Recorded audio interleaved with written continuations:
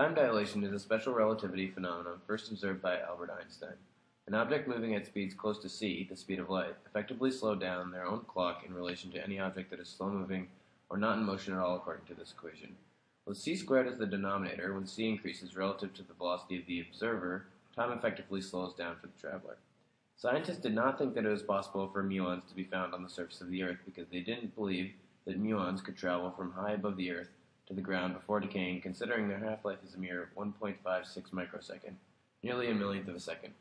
Surprisingly, many muons were detected on the Earth.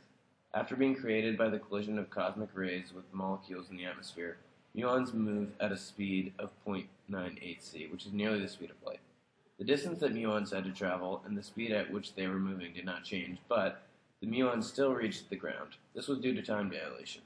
If one were to interview a muon before it touched the ground and ask the muon how long it traveled for, the muon would give an answer based on the distance that it traveled divided by its velocity.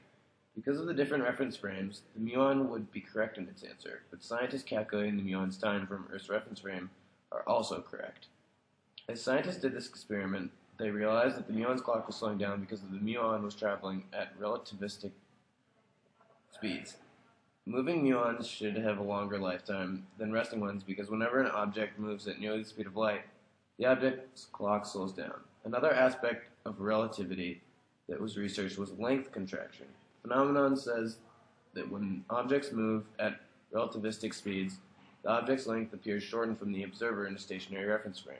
This is called length contraction. If humans could discover a way to travel safely at nearly the speed of light, we could travel into the future because of Einstein's time dilation.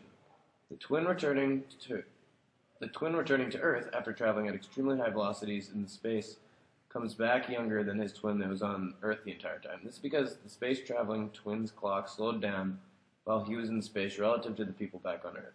The Muon experiment proves part of Einstein's theory of special relativity.